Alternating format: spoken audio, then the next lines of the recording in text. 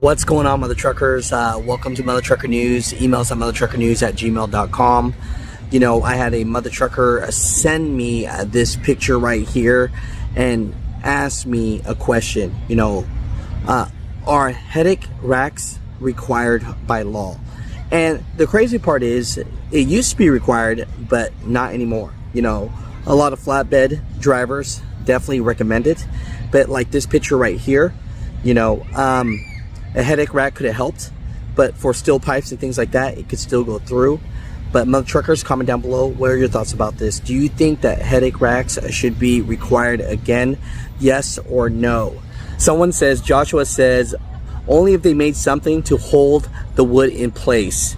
And then Tim says, that's what they call a headboard. Another truck driver says, they do. It's called straps and knowing how to strap it down. You know, Mother Truckers, for the ones that are experienced, what's the proper way to strap down wood just like this? Had that happen to me going into Florida Scale once. Truck almost passed the weigh station, but instead cut me off and locked down on it. I had it strapped properly, 25 years flatbed, put the headache rack up against the back of my seat in a sleeper truck. Talk about puckered. Just an example of no matter how much experience you have, situations arise where it can happen to you. My ex-husband had this happen to him, but it was a pipe, and it was because someone ran a red light. It pinned him up against the wheel and into his back. It took a year to get him to walk again. Dang.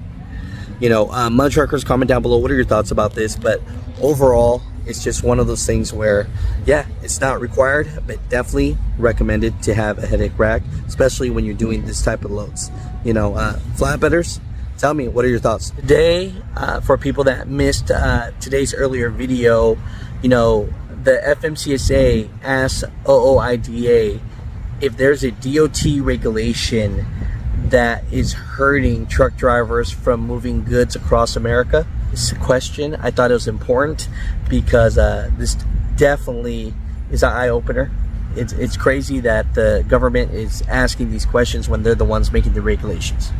I'd like for you to speak to what you think is the biggest regulation you see coming out of the DOT that makes it harder to move goods efficiently and safely through our nation's supply chain.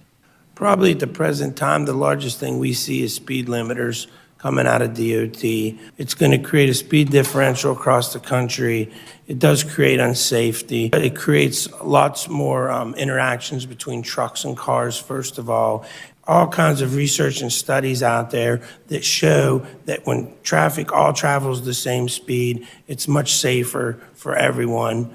If you do slow all these trucks down to 60 miles per hour, which is what we've heard, it's going to take more trucks to move the same amount of freight because we're going to become less efficient. So again, that just adds to the more and more of the congestion problem we see on the highway.